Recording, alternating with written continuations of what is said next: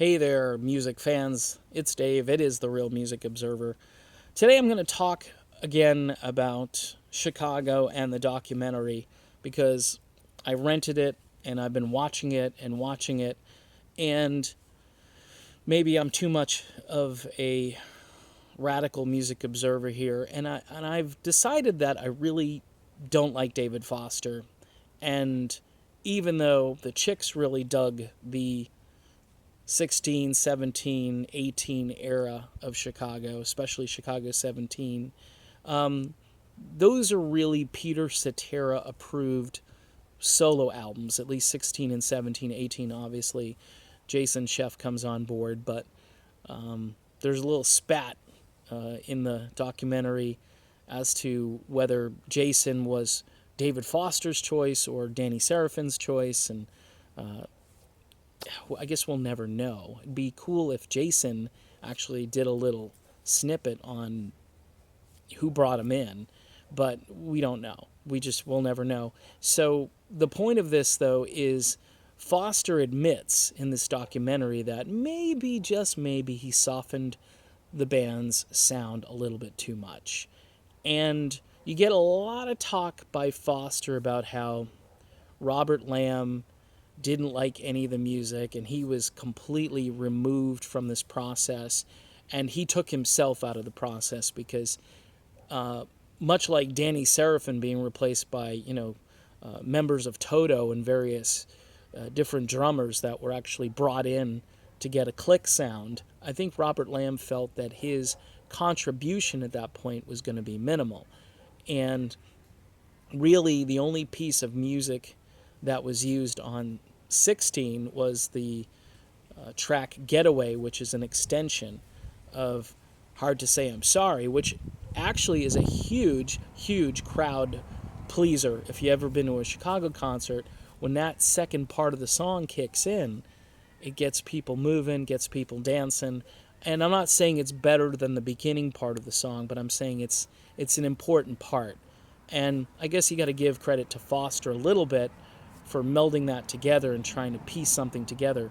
But his whole notion that all the songs were very mediocre and he was going to bring songwriters in, or he was going to write songs and it was going to be he and Peter, that was a really stupid idea. Here you had a band, and it's funny because Foster makes fun of the band and says, oh, they had meetings about meetings. Well, apparently this band liked to make decisions together. So I don't necessarily think that that is a bad thing, David. I actually think that this is how they had run things before. And now that you've arrived, I mean, you more or less admit to sort of a hostile takeover of Chicago during the Peter Cetera years and into Jason Scheff on 18.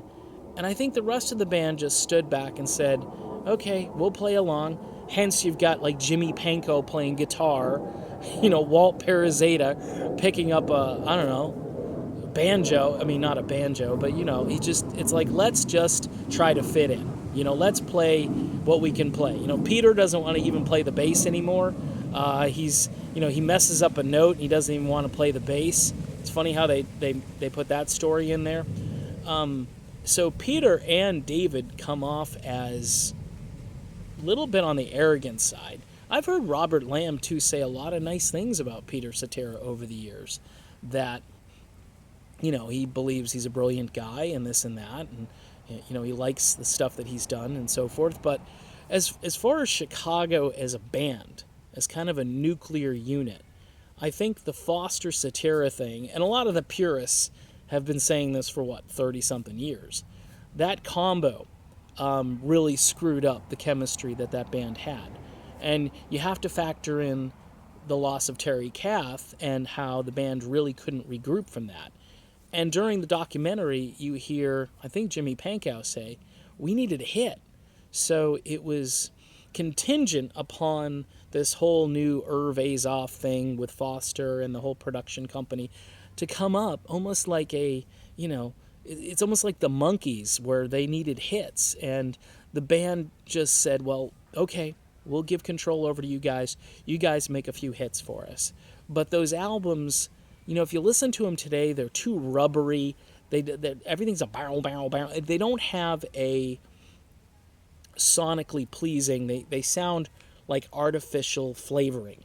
Whereas by the time you get to the late 80s, you've got Ron Nevison, who takes over on Chicago 19, and he gives the band a crunchy sort of, lots of guitar, lots of, crisp drums, and the band sounds like a rock band again. I mean, granted, Chicago 19 does not sound anything like the Chicago of the 70s. Without Cetera and with Bill Champlin on there singing, it's almost as if you've got a completely new band going in a completely different direction, and you've got all of this legacy and all of this heritage going back. Now, I came of age in the 80s, so this is a tough video for me to make, because I have to admit that, in a sense, the band kind of sold their souls in the 80s to keep going, and I don't blame them for that. They had become used to the success, and they pretty much gave control over to Foster and Cetera. And I think in the long run, I think that was a detriment. I think the band, if they had reset, and you know what, maybe you kick Peter Cetera out of the group, and maybe you go on a much longer term vocalist search than they did. Sorry, Jason. Like I said, I did a video about Jason Scheff saying I appreciated his contributions to the band. I'm sure the whole thing about Jeff Coffey was probably too young in the 80s or wasn't really around. And I'm not saying it should have been Jeff Coffey, but they should have embarked on a more meticulous vocalist search, somebody who had a very unique tenor. I heard Robert Lamb in the documentary say there's really nobody else in rock that sounds like Peter Cetera, and I agree. Cetera, for his part, became a little full of himself. Everybody who comments on these videos who likes Peter Cetera often says something like, well, you don't know his side of the story. Well, here's the deal. Peter had an opportunity to tell his side of the story, and he chose not to, as did Bill Champlin. He chose not to say anything. So you kind of have to wonder, come on, guys, give us some dirt. Give us the goods. If you've got something to say it. Come out with a counter documentary so I could watch your version of events. I mean, it's very simple. But the truth is, the whole Foster-Cetera combination, I think, really hurt Chicago in the long term. Now, these days, it doesn't matter. Chicago has got a wealth of hits. They're trying to please decades of people. I know you could say Foster kept them afloat in the 80s, and maybe that's true. Again, I cite Ron Nevison because Nevison actually had the fastest #1 song the band's ever had, and that would be Look Away. Okay, Ron Nevison produced that record, and it was a Diane Warren composition. It was not written by Bill Champlin, so don't give Champlin any credit where credit isn't due. Bill sings it well, and Ron specifically wanted Champlin to sing these songs rather than Jason, which, again, makes me believe that Foster probably didn't want Scheff in the band, and maybe there had already been some tension brewing, but who knows? We'll never really know. It doesn't really matter at this point.